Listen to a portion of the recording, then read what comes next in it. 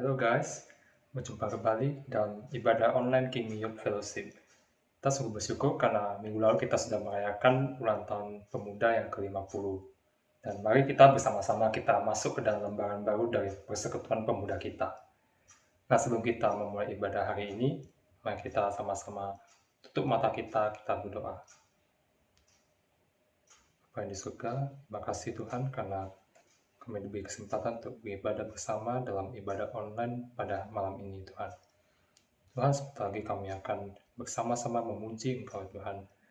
Dan kami juga akan mendengarkan sebagian dari isi hati-Mu. Kiranya Engkau berilah kami satu hati seperti tanah yang subur Tuhan. Agar firman-Mu bisa bertumbuh dan kemudian berbuah dalam hati kami. Dan bisa menjadi berkat bagi kami dan juga bagi sesama kami Tuhan. Bila doa kami yang singkat ya Tuhan, biar Roh Kudus-Mu yang menuntun kami dari awal sampai akhir. Dalam nama Tuhan Yesus kami berdoa. Amin.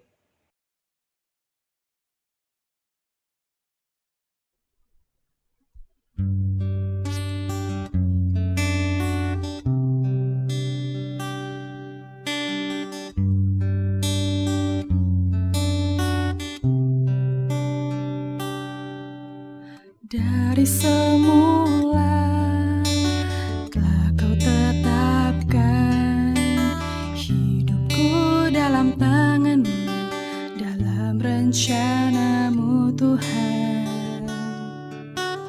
Rencana indah telah Kau siapkan bagi masa depanku yang penuh harapan. Semua baik, semua baik, apa yang telah Kau perbuat di dalam hidupku. Semua baik, sungguh teramat baik, Kau jadikan hidupku berarti.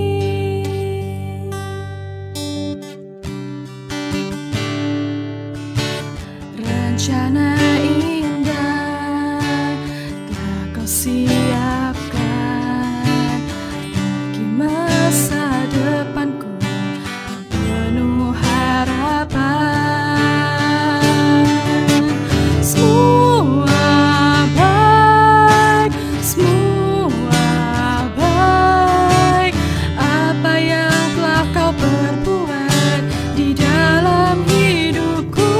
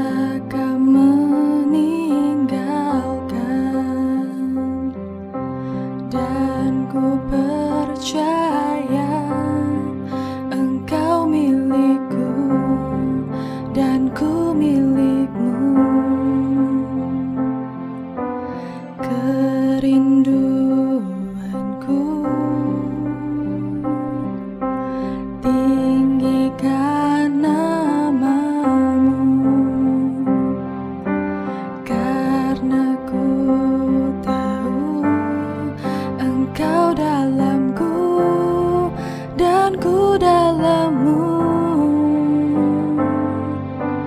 Ubah hatiku seperti hatimu, setulus salihmu, kasihmu Tuhan. Biar mataku seperti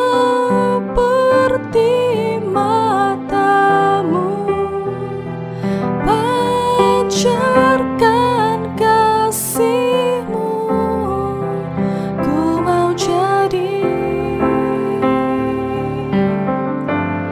sepertimu.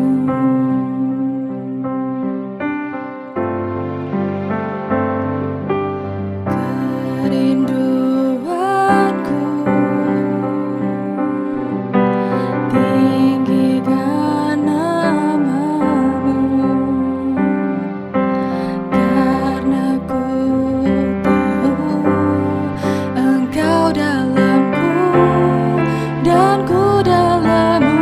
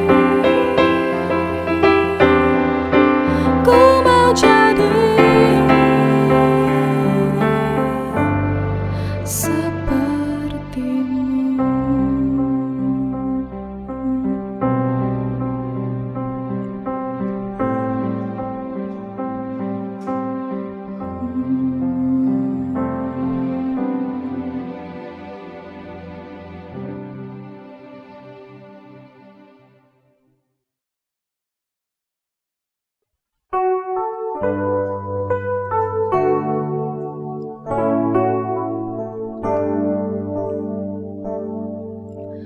sun comes up, it's a new day dawning. It's time to sing your song again. Whatever may pass and whatever lies before me, let me be singing when the evening comes.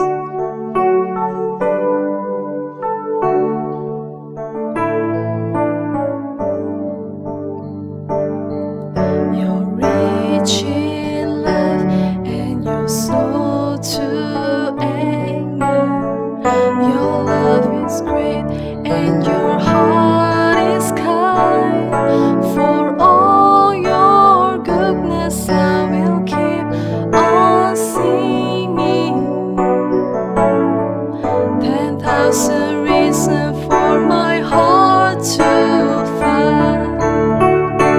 Bless the Lord, oh my soul, oh my soul. Worship His holy name. Sing like never before, oh my soul. I worship Your holy name. What a beautiful name it is. What a beautiful name it is. The name of Jesus Christ, my King. What a beautiful name it is. Nothing compares to this. What a beautiful name it is. The name of Jesus. You have no rival.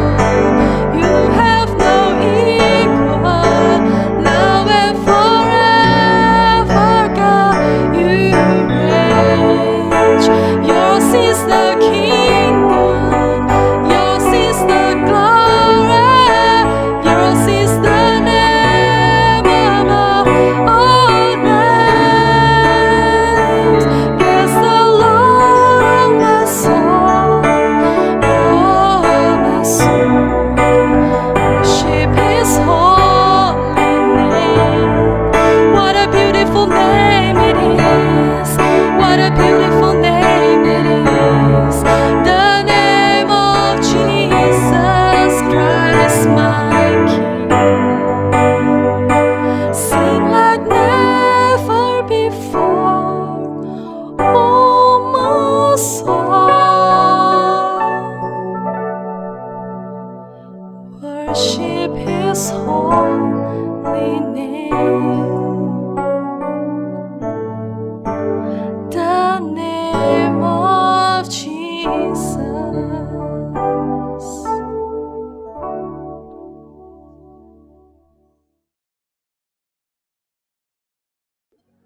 Shalom, pemuda-pemudi yang terkasih dalam Tuhan, dimanapun kita saat ini berada. Sungguh kita masih tetap patut bersyukur kepada Tuhan. Di masa-masa pandemi ini kita masih tetap bisa bersekutu bersama dengan Dia.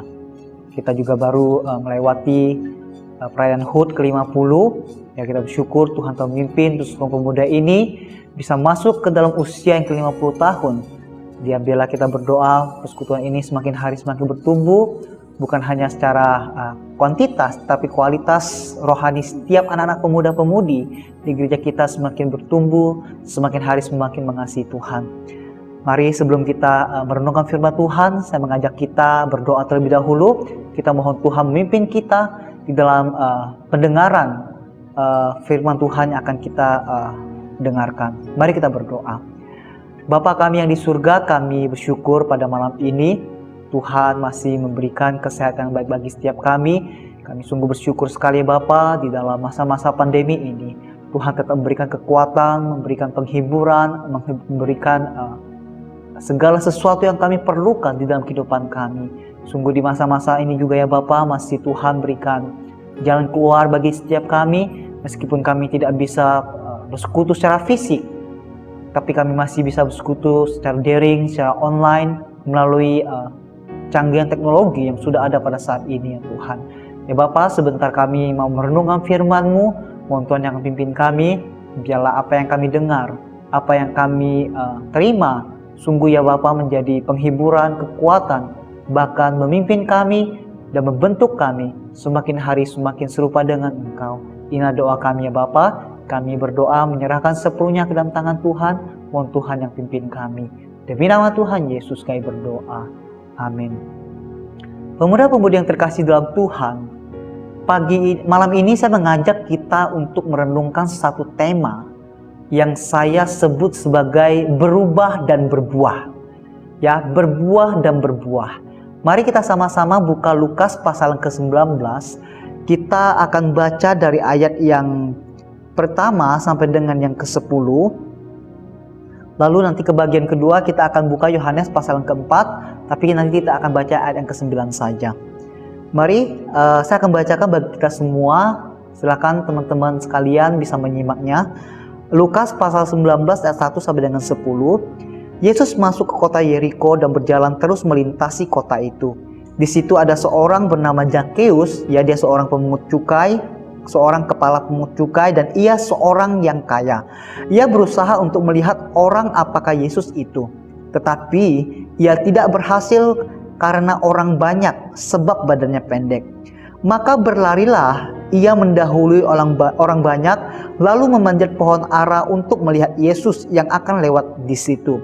Nah, ketika Yesus sampai ke tempat itu, ia melihat ke atas dan berkata, "Zakheus, turunlah, segeralah turun, sebab hari ini aku harus menumpang di rumahmu."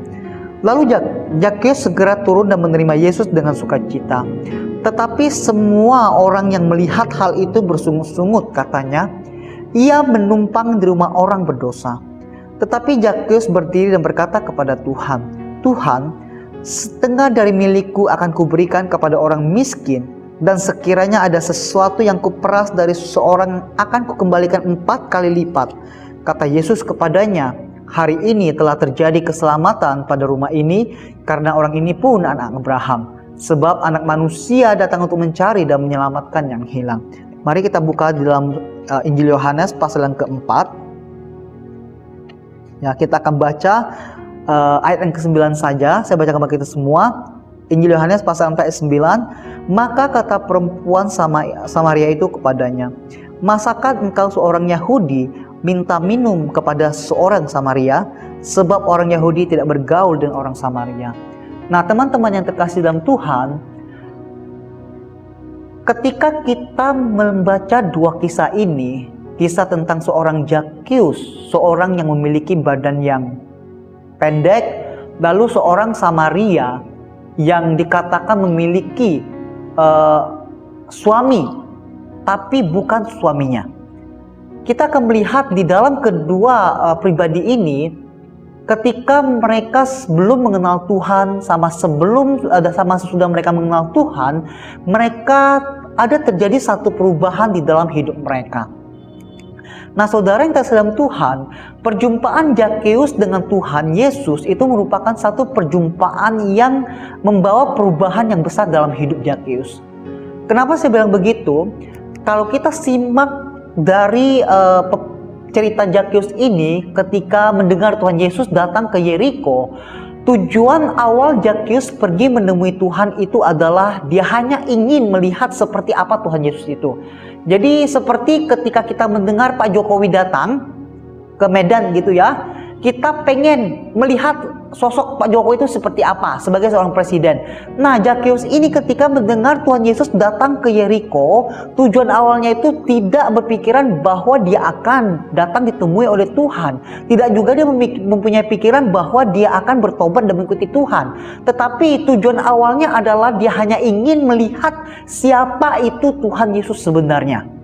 Tetapi yang menarik adalah di luar dugaannya, ternyata ketika Tuhan Yesus datang ke kota Yeriko, itu sebenarnya tujuan utama Tuhan Yesus datang ke Yeriko adalah untuk menemui dia.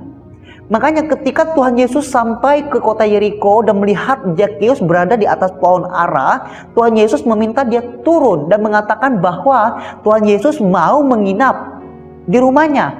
Makanya Zakheus yang loneliness, Zakheus yang tidak punya teman, Zakheus yang dibenci sama orang pada saat itu, gitu kan. Tapi ada satu pribadi yang sangat terkenal pada saat itu mau datang berteman dengan dia, mau datang untuk menemui dia, mau datang untuk menginap di rumahnya. Betapa senangnya Zakheus pada saat itu. Makanya meskipun tujuan awalnya dia hanya ingin melihat Tuhan Yesus seperti apa, tetapi ketika Tuhan Yesus mengatakan bahwa Tuhan Yesus mau menginap di rumahnya dia, ya, langsung Zakheus ini dengan penuh sukacita turun dari batang pohon ara itu, berlari ke rumahnya, menerima Tuhan Yesus masuk ke dalam rumahnya. Nah, setelah Zakheus bertemu dengan Tuhan, itu ya, ada satu perubahan yang terjadi dalam diri mereka. Nah, hal yang sama juga terjadi pada diri perempuan Samaria. Perempuan Samaria ini seperti biasanya itu dia pergi ke sumur untuk mengambil air pada siang harinya. Nanti kita akan melihat kenapa dia mengambil air ke sumur itu pada siang hari. Padahal logikanya saudara-saudara, orang zaman dulu, bahkan orang zaman sekarang kalau mau ambil air itu ke sumur itu pasti di pagi hari. Kalau nggak di pagi hari, di sore hari gitu loh. Tapi perempuan Samaria ini justru ketika mau mengambil air, dia justru ke sumur itu pada siang bolong. Bisa saudara bayangkan ketika dia ke sumur, betapa panasnya dia merasakan terik matahari pada saat itu, ya. Nah, ketika perempuan Samaria pada siang itu datang ke sumur mau menimba air, tiba-tiba, ya, dia tidak menduga, dia tidak pernah berpikir bahwa dia akan bertemu dengan Tuhan Yesus di tepi sumur itu. Nah, dan perjumpaan itu mengubah hidupnya. Gitu loh. Jadi apa yang terjadi di dalam diri perempuan Samaria sebelum dia bertemu dengan Tuhan Yesus sama sesudah bertemu dengan Tuhan Yesus, itu terjadi satu perubahan. Nanti kita akan melihat bagaimana cara hidup perempuan Samaria yang lama, lalu bagaimana perubahan yang terjadi dalam diri perempuan Samaria ini setelah dia bertemu dengan Tuhan Yesus. Nah, yang ingin saya sampaikan dari pendahulu ini adalah baik itu Zakheus maupun perempuan Samaria, antara sebelum bertemu dengan Tuhan Yesus dengan sesudah bertemu dengan Tuhan Yesus, itu sudah ada perubahan yang terjadi dalam diri mereka. Nah, saudara dalam Tuhan, kita yang saat ini mendengarkan firman Tuhan ini, kita juga sama keadaannya seperti Zakheus dan Samaria, yaitu orang-orang yang berdosa tetapi diselamatkan oleh Tuhan Yesus. Menjadi pertanyaan bagi kita adalah, adakah satu perubahan yang terjadi dalam diri kita setelah kita bertemu dengan Tuhan Yesus, lalu terjadi perubahan dari sebelum dengan sesudah kita bertemu dengan Tuhan Yesus?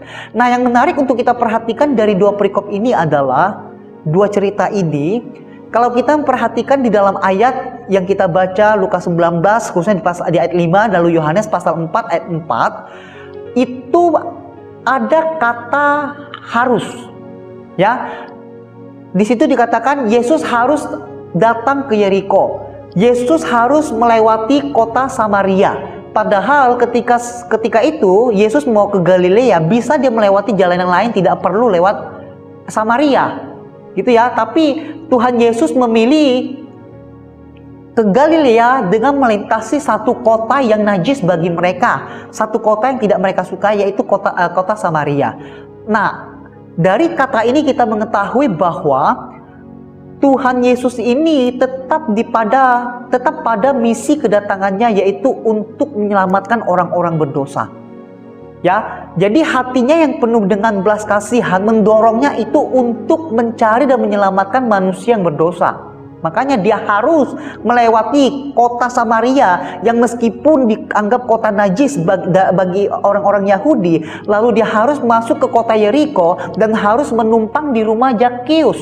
Gitu loh. Padahal Tuhan Yesus bisa memilih untuk tidak melewati Samaria. Tuhan Yesus bisa memilih untuk tidak menginap di rumahnya Zakheus. Tapi kata harus ini menekankan bahwa ketika Tuhan Yesus datang ke dalam dunia ini, dan dia tahu tujuan dia datang ke sini. Makanya ketika dia melihat dua anak Abraham ini, perempuan Samaria lalu Zakheus ini, dengan kata halus ini dia datang dengan didorong belas kasihan kepada mereka untuk menyelamatkan mereka yang berdosa. Nah, di sini saudara-saudara, pertanyaan bagi kita adalah, keadaan kita yang juga sama seperti Zakheus dan perempuan Samaria, yaitu orang-orang yang berdosa yang telah diselamatkan oleh Tuhan. Pertanyaan bagi kita adalah, apakah kita juga sama seperti Zakheus dan perempuan Samaria ini?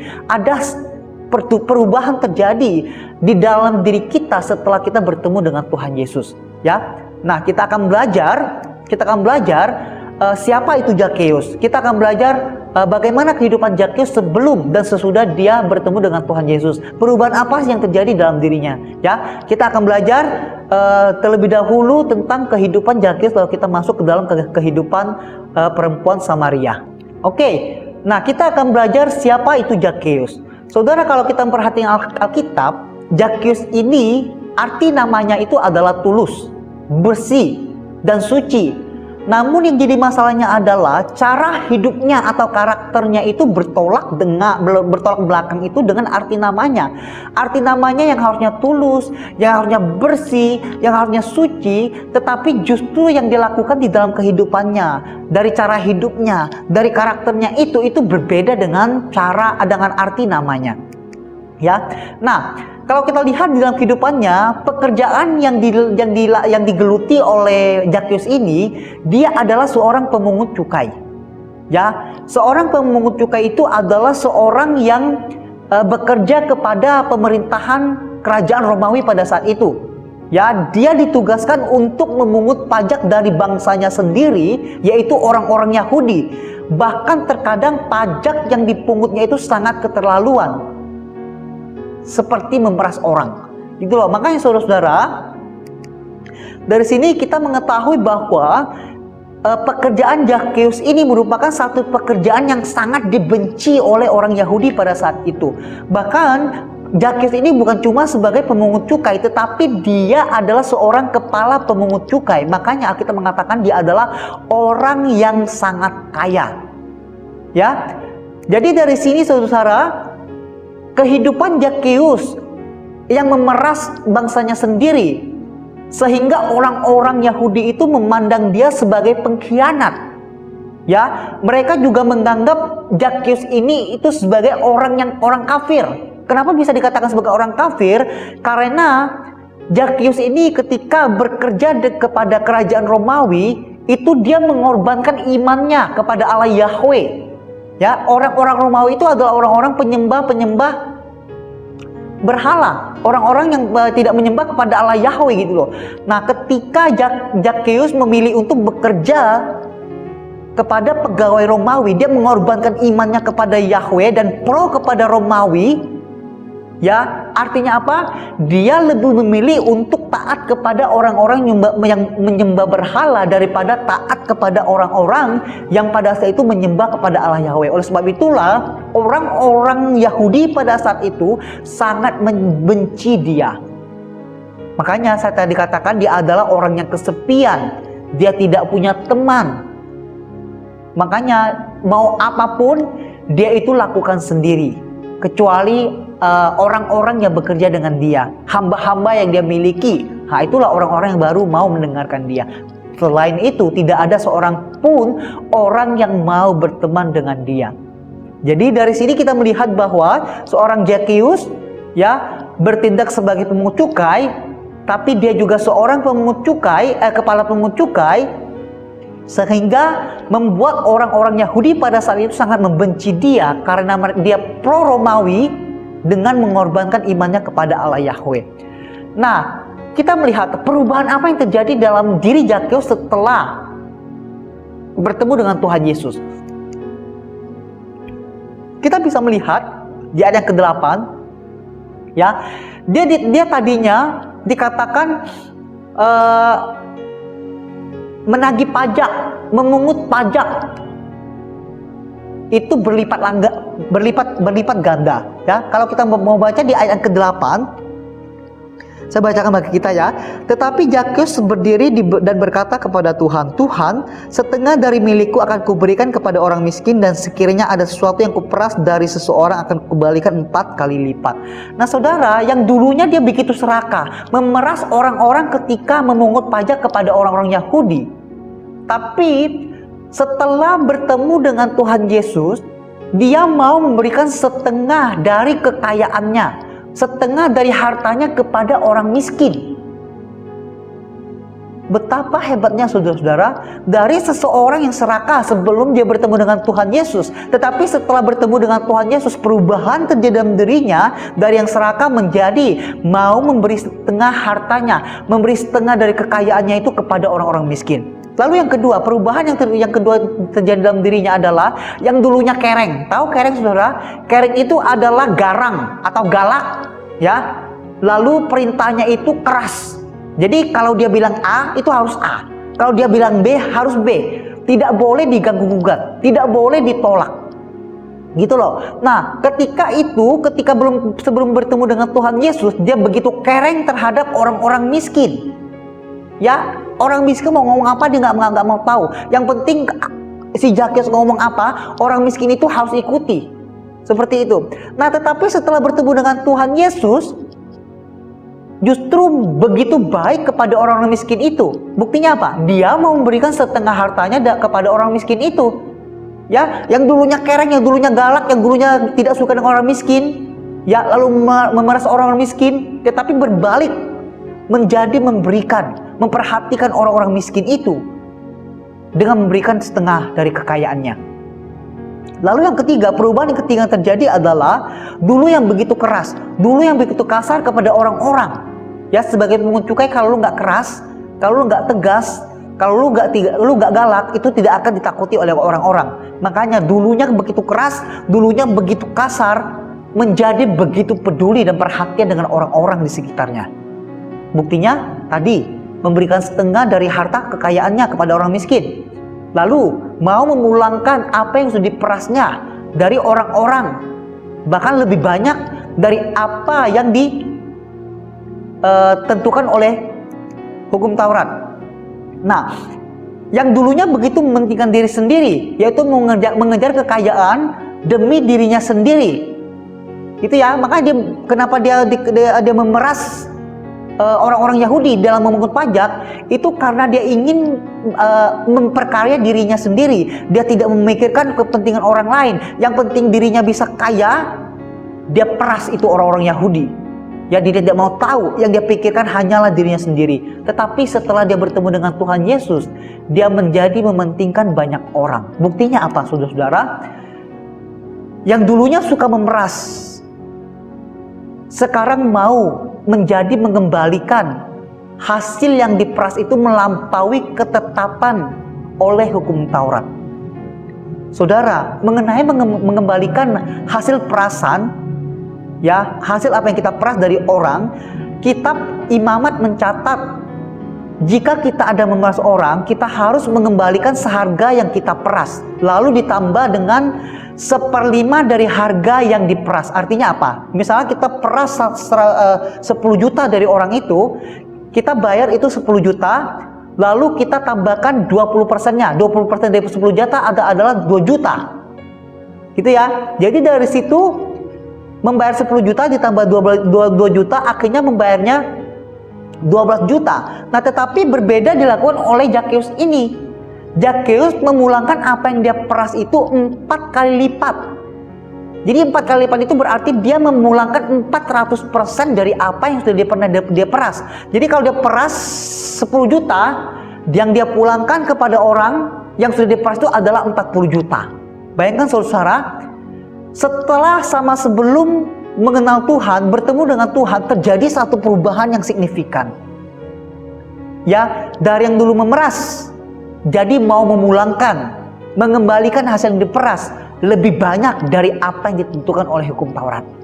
Jadi dari sini kita melihat, saudara-saudara, ada perubahan yang terjadi dalam diri Zakheus yang sudah tidak lagi mementingkan kekayaan duniawi, yang tidak lagi mementingkan kenikmatan dagingnya saja, tetapi dia memilih untuk melepas itu semua untuk mengikuti Tuhan.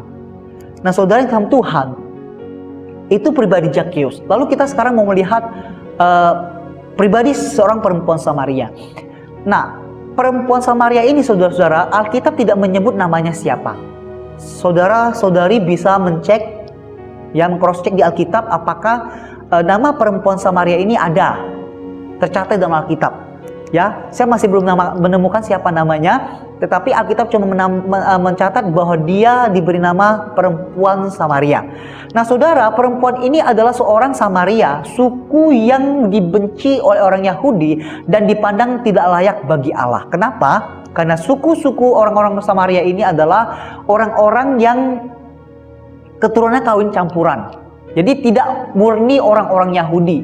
Mereka sudah memperkawinkan diri mereka itu dengan suku-suku lain yang menyembah kepada berhala. Makanya orang-orang Yahudi itu begitu benci, begitu tidak suka dengan orang-orang Samaria. Nah, perempuan ini adalah seorang perempuan Samaria yang dibenci oleh orang Yahudi.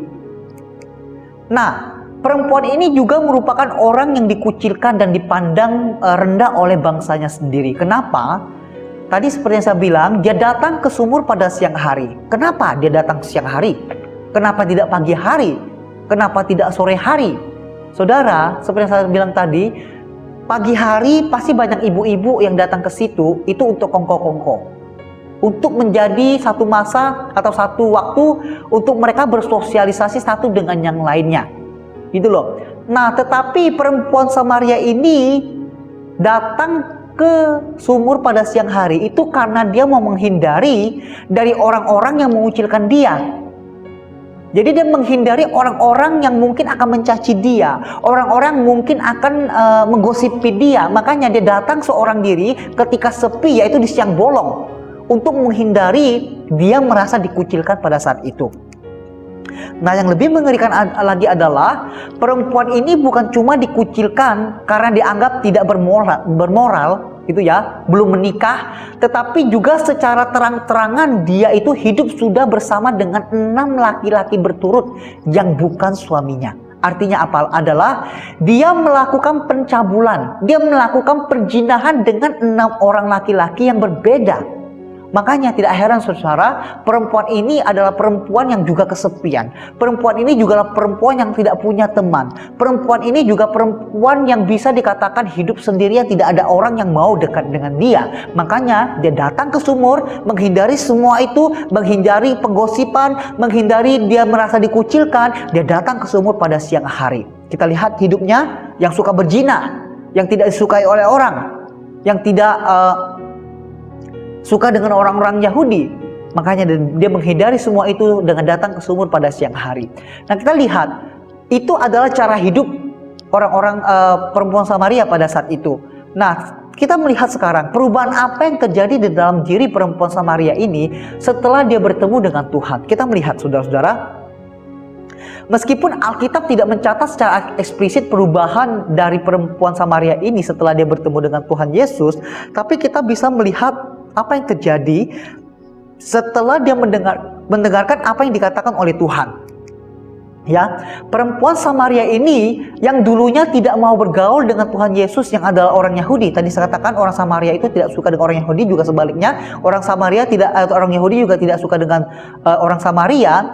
Tetapi setelah Tuhan Yesus menawarkan air hidup kepada dia, lalu perempuan Samaria ini membuka dirinya untuk masuk pembicaraan yang lebih dalam. Makanya ketika Tuhan Yesus menembak dia tentang perzinahan, tentang pencabulan yang dilakukan, dia mau ngobrol dengan Tuhan. Itu artinya adalah satu perubahan di dalam dirinya yang dulunya tidak mau bergaul dengan orang-orang Yahudi, tetapi sekarang terbuka kepada Tuhan Yesus yang adalah orang Yahudi dan mengobrol jauh lebih dalam lagi kepada masalah-masalah aibnya yang ada dalam dirinya.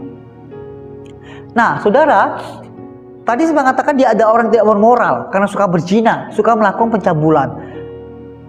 Setelah bertemu dengan Tuhan Yesus dan percaya bahwa Tuhan Yesus adalah Mesias yang dijanjikan oleh Allah, gitu ya, dia berubah menjadi seorang pemberita Injil setelah mengetahui dan percaya bahwa Tuhan Yesus adalah Mesias yang dijanjikan Allah kepada mereka.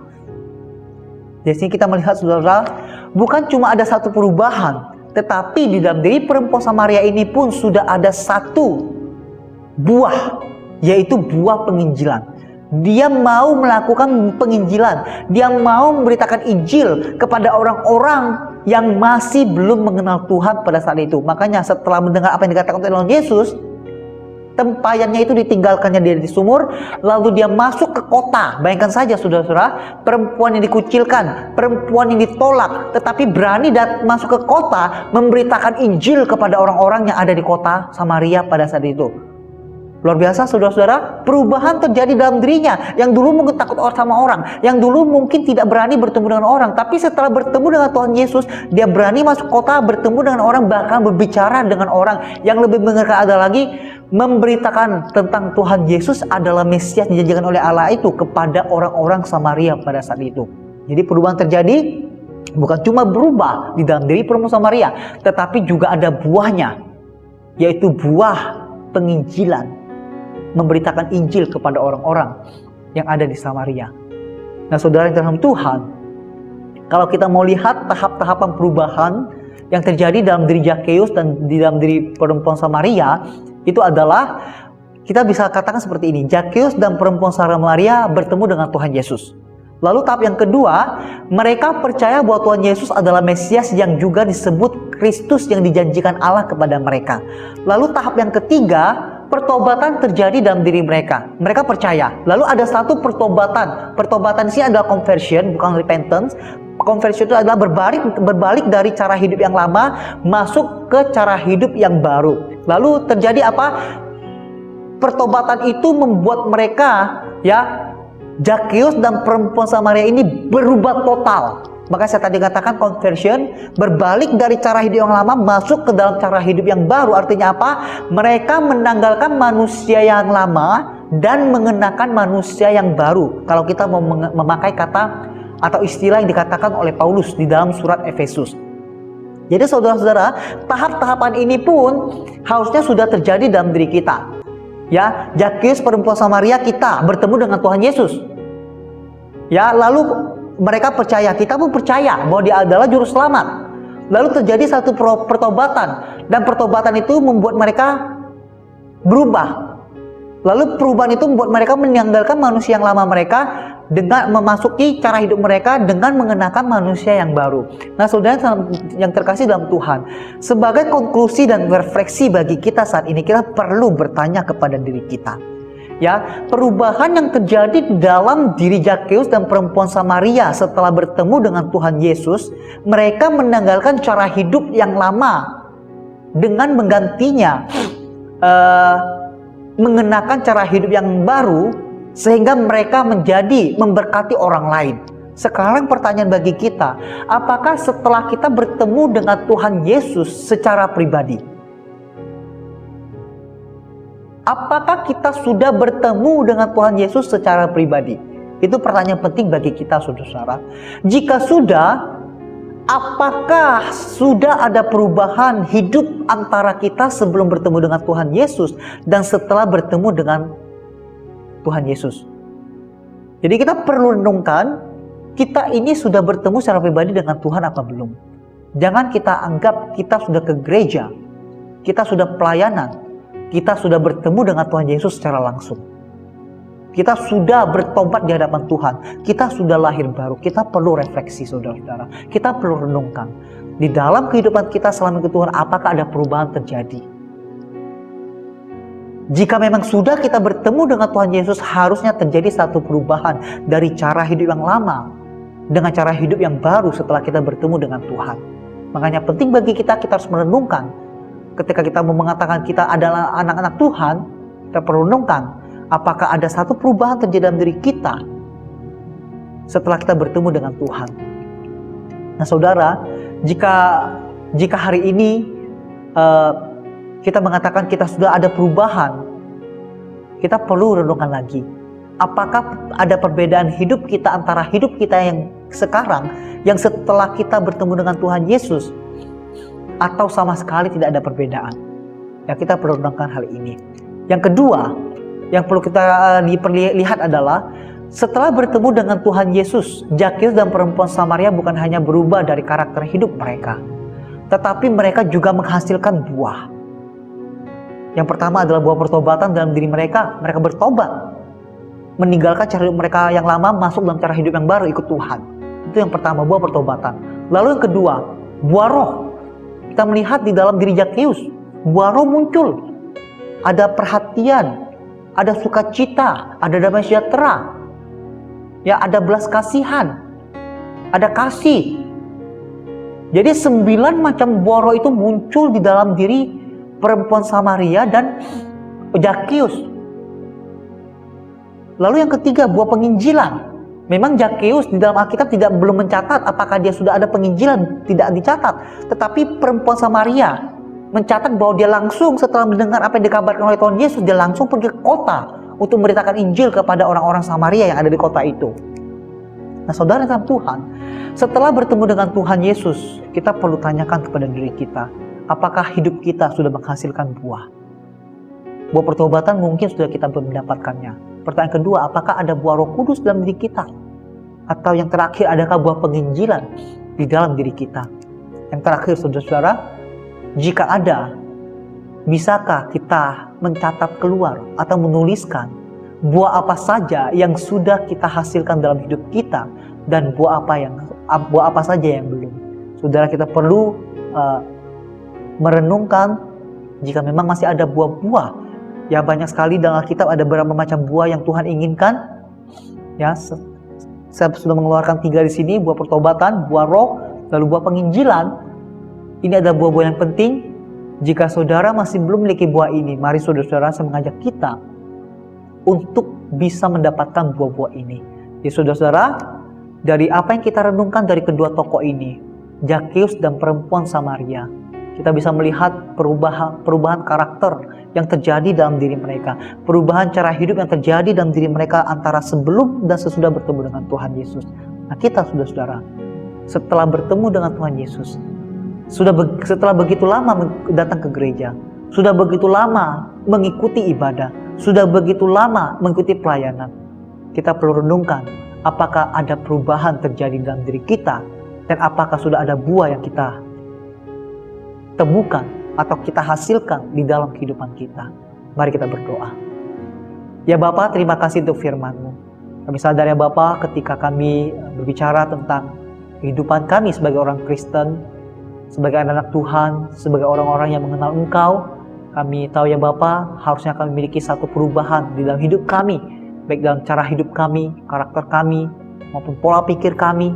Ya Bapa, tolong kami, biarlah ketika kami mengatakan kami sudah bertemu dengan Engkau secara pribadi, biarlah Engkau ingatkan kami bahwa biarlah kami juga bisa terjadi satu perubahan dari cara hidup yang lama memasuki ke cara hidup yang baru ya Tuhan. Tolong kami Bapa, bila kehidupan kami sungguh mempermuliakan nama Engkau, dan kami rindu ya Bapa ketika kami ingat melihat dalam diri kami ada hal-hal yang mungkin masih seringkali melukai hati Tuhan. Tolong kami Bapa, untuk kami bisa merubah cara hidup kami, untuk kami bisa memakai hidup kami tidak sebagai batu sandungan kepada orang-orang, tetapi menjadi berkat, memberikan satu berkat bagi orang-orang yang ada di sekeliling kehidupan kami. Terima kasih Bapa, hamba berdoa menyerahkan hidup kami dalam tangan Engkau, mohon Tuhan yang akan pimpin kami.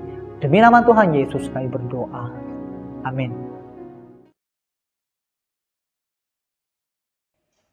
Halo guys, tadi sungguh firman Tuhan yang sangat luar biasa tadi disampaikan oleh Sudi Chantau. Kiranya bisa memberkati kita semua ya. Nah, untuk pengumuman minggu depan setelah sekian lama, saya yakin teman-teman udah rindu untuk kita main games ya. Jadi minggu depan tuh kita bakal main games secara virtual melalui Zoom. Nah, jadi jangan sampai lewatkan. Nah, jadi saya ingin menganjurkan teman-teman untuk mendownload aplikasi Gartic terlebih dahulu, karena kita bakal pakai aplikasi tersebut untuk bermain bersama. Bagi teman-teman yang ingin memberikan persembahan, silakan diberikan melalui rekening OVO atau BCA di bawah ini. Dan jangan lupa juga untuk follow IG kita @kingme_youth_fellowship, dan juga subscribe YouTube channel kita @kingmeyouthmedan. So, demikian pengumuman hari ini. Sebelum kita akhiri, mari kita mengucapkan doa Bapa kami. kami yang di surga, dikuduskanlah namamu, datanglah kerajaanmu, jadilah kehendakmu di bumi seperti di surga. Berikanlah kami pada hari ini makanan kami yang secukupnya, dan ampunilah kami akan kesalahan kami, seperti kami juga mengampuni orang yang bersalah kepada kami. Dan janganlah membawa kami ke dalam pencobaan, tapi lepaskanlah kami daripada yang jahat. Karena Engkau yang punya kerajaan, dan kuasa, dan kemuliaan, sampai selama-lamanya. Amin. Okay, see you guys.